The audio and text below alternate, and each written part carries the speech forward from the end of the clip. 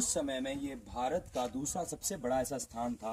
भारत का ही नहीं, मैं कहना चाहूँगा दुनिया के कुछ ऐसे चुनिंदा स्थानों में ये सबसे बड़ा स्थान था जहाँ पर शिक्षा प्रदान की जाती थी।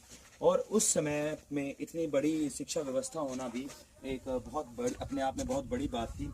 यहाँ पर रहने के लिए प्रॉपर कमरों का इंतज़ाम था, जिसके अंदर गुरु और शिक्षकों के रहने की पूर्ण रूप से व्यवस्था थी। ये इतनी पुरातात्विक चीज़ें हैं कि जो अभी हमें झकझोर के रख देती हैं कि हमारा इतिहास ऐसा था, हमारे भारत का इतिहास ऐसा था।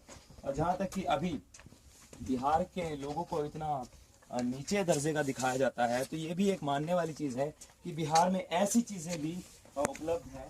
मैं चाहूँगा कि ये दिखाई जाए, थोड़ी ऐसी चीज़ें भी उपलब्ध हैं जो कि इस चीज़ का साक्ष्य प्रमाण है कि बिहार के अंदर इतने बड़े रूप में शिक्षा की जो व्यवस्था थी उस समय में थी। और यहाँ पर आप देखेंगे कि जो ईंटों का जो आकार है, उसकी जो बनावट है वो काफ़ी मजबूत है। और यहाँ पर नीचे जो रहने की व्यवस्था है उसके साथ साथ ऊपर भी कुछ कमरे बनाए गए थे, जो कि अवश्य ही किसी बड़े पद पर रहने वाले गुरु या फिर ऐसे ही किसी खास लोगों के लिए हुआ करते होंगे। यहाँ पर आप देख सकेंगे एक लाइन से ही यहाँ पर कमरों की व्यवस्था है, जिसके अंदर शिक्षक और गुरु साथ रहकर जो कि ज्ञान प्राप्त करते थे।